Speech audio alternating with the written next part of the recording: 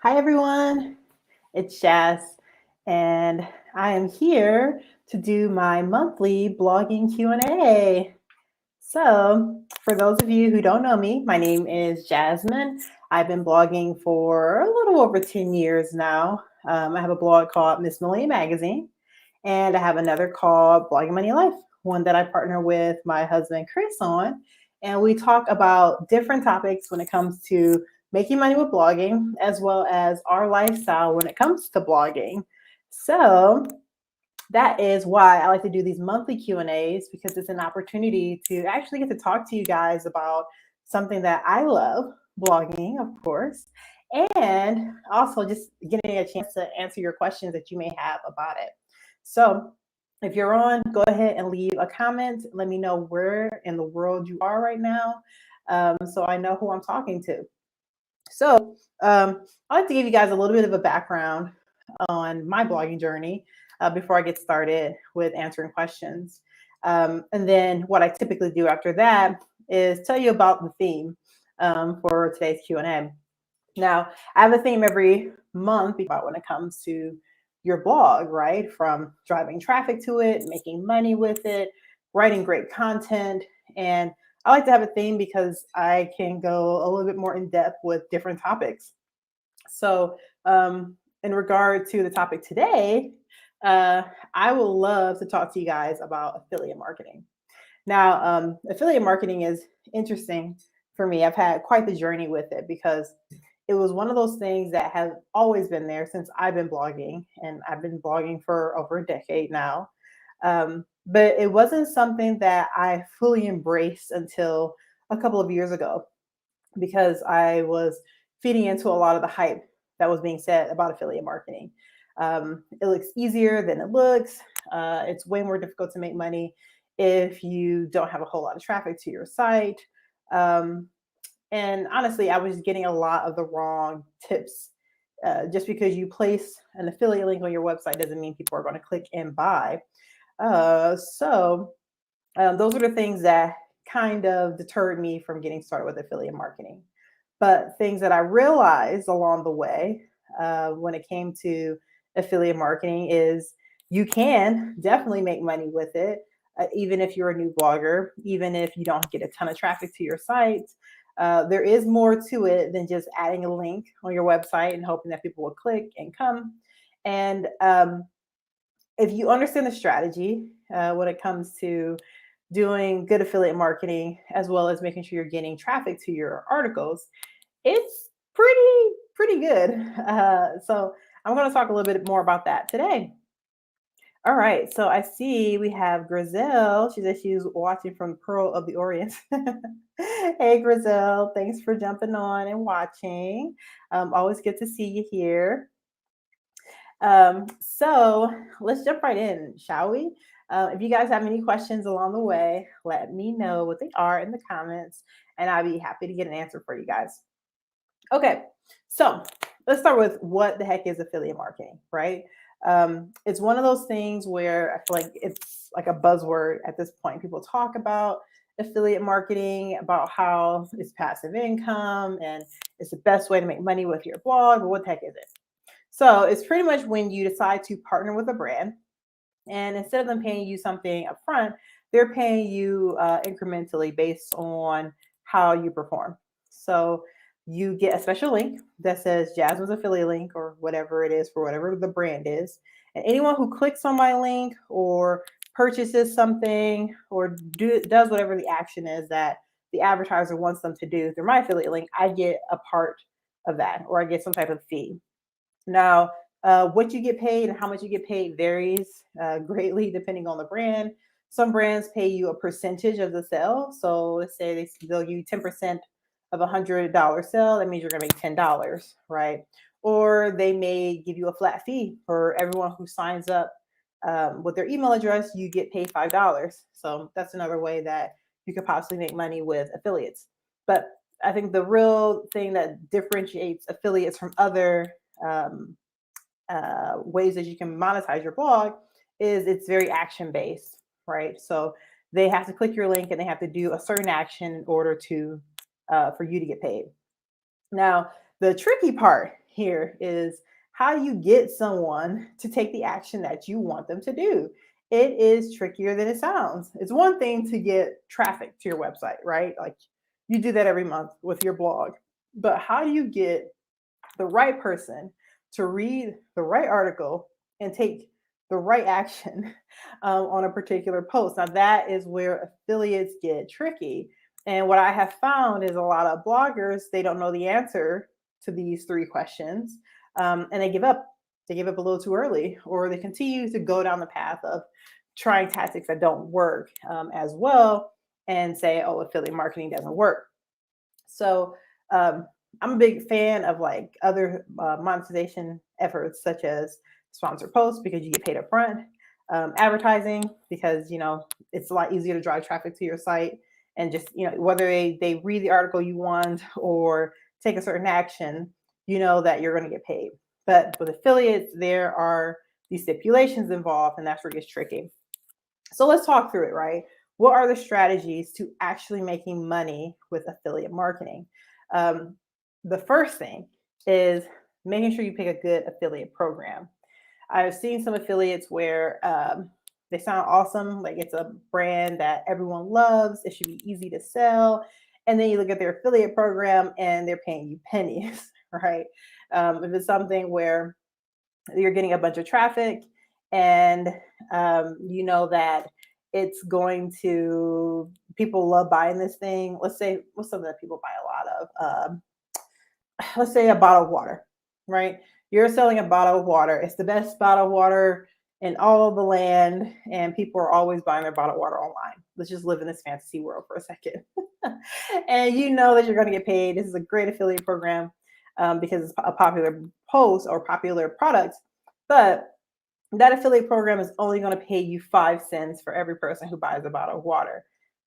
Not as awesome as far as like you being able to make some substantial income with that. So you want to look for an affiliate program where the numbers actually start making sense for you.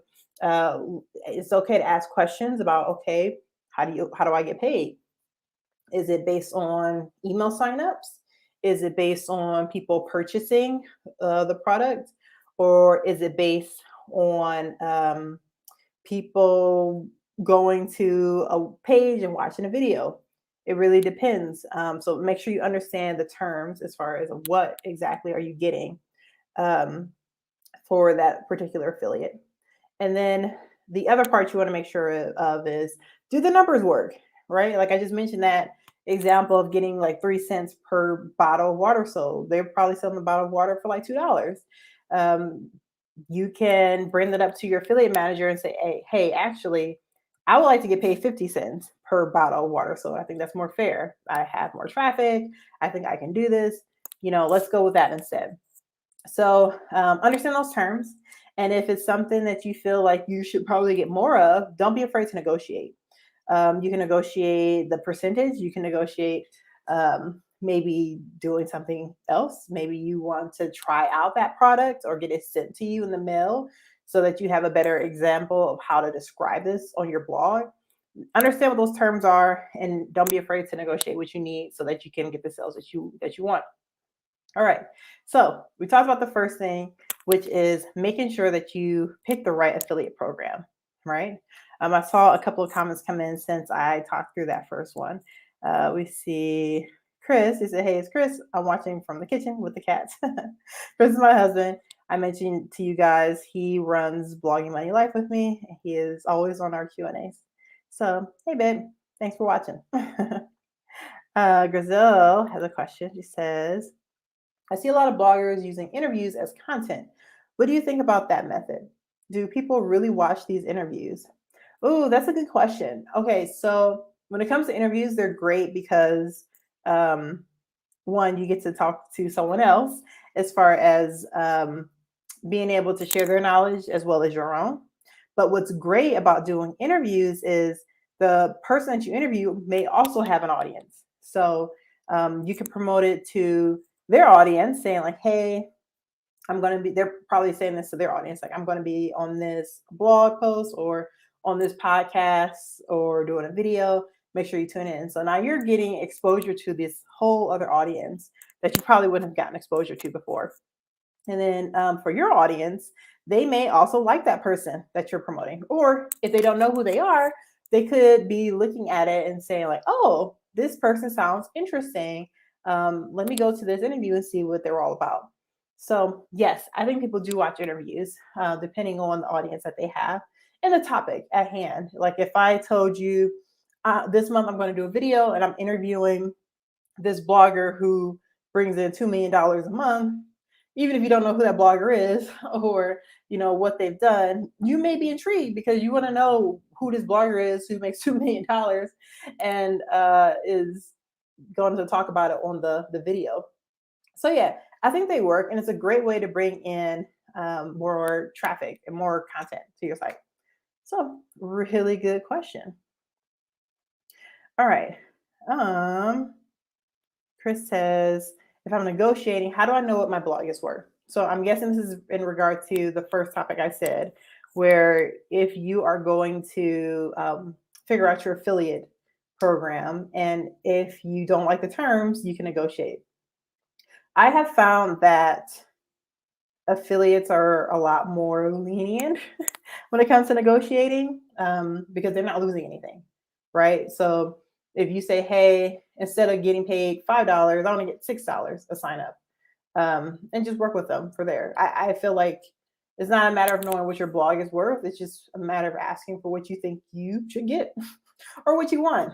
If they tell you no, that's the worst they can do. Or, if you say instead of $5, I want 15, they may come back and say, we'll give you 10. And that's still, you're going to make more money than what you were before. So I don't think it's a matter of what your blog is worth. It's just a matter of how much can you get? How much can you actually get out of them? And it's not necessarily increasing your percentage every time. Like I said, it can be a product, so you can try it out. I highly recommend that. If you're promoting something that you've never tried, that is not a good idea. I know it's frowned on by Google as far as getting exposure to that product, as well as just coming off you risk coming off as not being authentic about a particular topic. So seeing if you can get that product for free or for a discount or something. For in some cases, I actually ask for an upfront payment. And that's where you want to start thinking about, what is my blog worth? If you're going to charge a fee.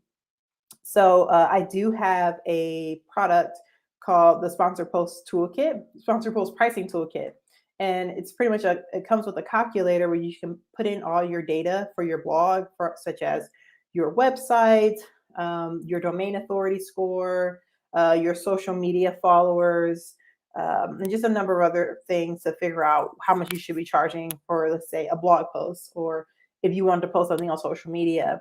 And if that's something you wanted to negotiate on top of the affiliate percentage, like that's something that you can do too. So I'll put a link to that product in the comments here in a little bit. But good questions.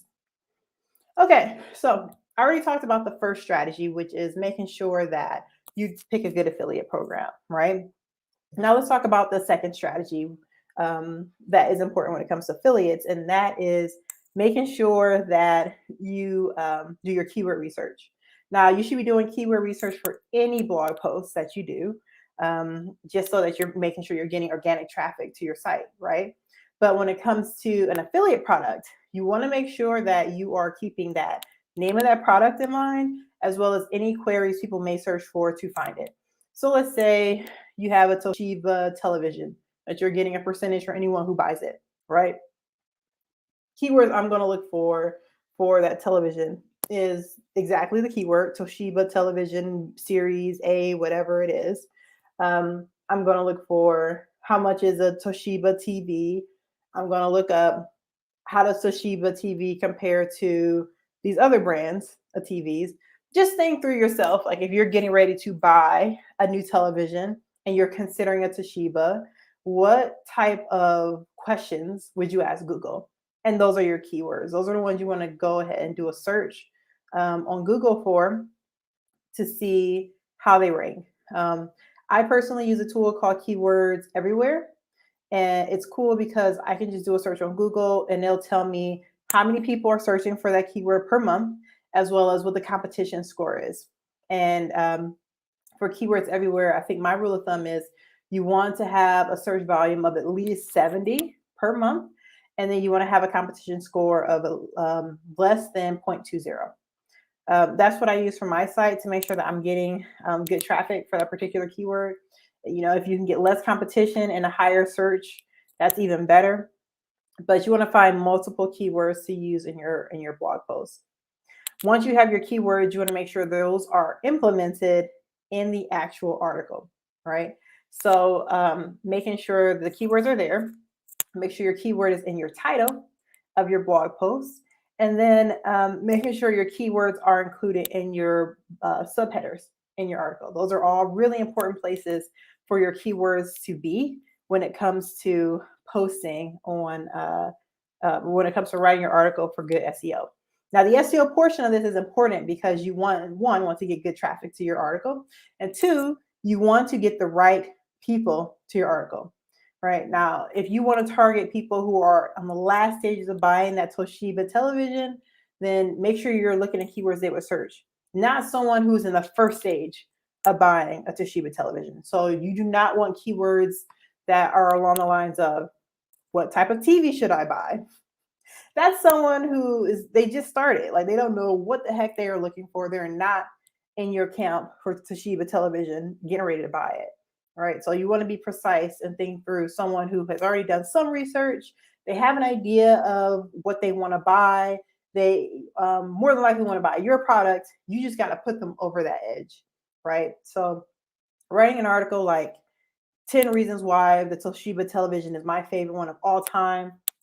That's a good topic to write for an affiliate article, or a topic that's like the Toshiba television versus the now I can't think about another TV brand versus the LG TV, and then you list out all the reasons why you like Toshiba better in that article. That's something that someone who's on the later stages of buying that product are going to search for. You do not want your title to be something along the lines of 5 things to consider before you buy a television. That may be a good topic, but again, these are people in the beginning stages of buying, and they're probably not going to, even if they click through to your article and check it out, they're probably not going to buy on the spot. So it's good to think about what the topic is that you want people to search for. Think about intent. Someone who is going for this article is their intention to just get more information, to gather, or is it to buy? Are they ready to buy something and they just need that last step? So that's super important. When I realized that, I knew what I was doing wrong. When it came to a lot of my content, I would have articles where my keywords were awesome. I was getting a ton of traffic to my articles, but no one was buying because I was writing about the wrong thing. So your content has to be persuasive, and it has to be persuasive for the right people. So that is the tip when it comes to finding the right people. Now, let's talk through how do you get them to do the thing you want them to do, right? Now, that can be buying that product. It can be signing up for the email, whatever. How do you get them to do it? Now, you've already got them halfway there because you got the right person in the funnel, right? To get them to do the action that you want them to do, what you would need to do is make sure that you make it easy, very, very easy for them to do the action. Let's say that the thing that you want them to do is sign up for this product, right? I am going to introduce what this product is in the beginning of my article, and then I'm going to put a little form or a link for them to sign up for this product or sign up for the list for this to get this free thing in the beginning of the article. I'm going to put it in the middle of the article a few times, and then I'm going to do it again at the bottom of the article. So I'm going to give them multiple ways to go in and sign up for it. Let's say it's a product, right? That you want them to buy. I'm going to give them a promo code and say, hey, this is my exclusive promo code where you get 20% off. Use my promo code JazzRocks2022 and you'll get this special discount. Now, if your affiliate does not offer a promo code, this is something that I always try to negotiate upfront. Can you give me a promo code? Can you give me a discount for my audience? And that's a good way for people to know that this is an exclusive offer, and it incentivizes them to go ahead and buy it through you. Hey, I was already going to buy this television, and now Jasmine's giving me a discount to be able to buy it. Another thing about the discounts too, that's pretty cool. I don't know about y'all, but when I buy anything online, one of the first things that I do before I hit purchase is search name of product coupon code, right? And I may not even read the dang blog post. I'll jump in there, grab the coupon code from it, and add it to my cart. So now that they're using my coupon code, I'm still going to get credit for that sale. So if you're negotiating things to put in your article for your affiliate, coupon codes should always be one of those things. Hola, Jan. It looks like Janice has joined us. Welcome, welcome. All right, so we're talking about how do you convince someone to do something in your article when it comes to affiliates. So I've already talked about negotiating to get a coupon code for your article is one thing you can do. Another thing that you can do for your article to get them to take the action is give them multiple ways to take the action in your article. Let's say if they're trying to sign up for an email list, give them multiple forms for them to sign up for the email list. If you want them to buy something, give them multiple links. That makes it easy for them to get to the exact product you want to drive them to. Don't drive them to the homepage of the product unless there's something on the homepage that says buy here right now. Take them to the page that is exactly what they're looking for, so there's not a whole lot of things they have to click through to purchase. So that's another way you can do that. Another thing you can do is make sure that you overcome their objections up front, right? So one thing I like to do on my articles is I add an FAQ section to the bottom, and then I'll search for questions related to that product on Google. People may ask, how long does this television last? Is this price worth it for this television? What other questions do people like to ask before they buy something? Questions along the lines of, will this work out for a room that doesn't have a whole lot of lighting for the TV? So think about questions people are trying to get answered beforehand, because that can also be a barrier before someone decides to buy, right? So that's something else that's pretty cool. And then, of course, just be authentic. Like, talk about how your experience was with it. If you got it for free, say like, hey, these were my thoughts about this product when I first got it. I didn't think it was going to work, or, I like this, and that about it, but here's the one thing that I wish it had. And a lot of bloggers, they stray away from doing this because they think that that's going to deter people from actually taking the action they want. But really, that attracts people. Like, some people may say, oh, that's not that big of a deal. I can deal with the fact that it's not, I don't know, I can't think of something, a television you wouldn't want it to have, like TV set and everything now. But, for a lot of the things that you think are cons, they're not exactly deal breakers for your customers. So be authentic. Tell them what you like and tell them what you don't like. What people do not like is when you say, this TV is perfect, you will never have a problem with it again, it's the best TV you'll ever own, and no problems, buy it. That sounds real suspicious. They're going to go straight to the next article to figure out what's wrong with it and then purchase based on their links. So make sure you're being honest and giving them the pros and the cons for a particular article. So that's it. Those are my tips, you guys, when it comes to writing a good affiliate article that not only gets traffic to your website, it gets the right audience to your site, and it gets people to actually take the actions that you want them to take when it comes to affiliates. I'm not seeing any other questions in the chat, but I appreciate all the questions that we got today. If you do have more questions when it comes to blogging or specifically affiliates, feel free to post them in the comments of this video, and I'll be happy to get an answer over for you. All right, y'all. I will see y'all next month on our Q&A for March. Bye.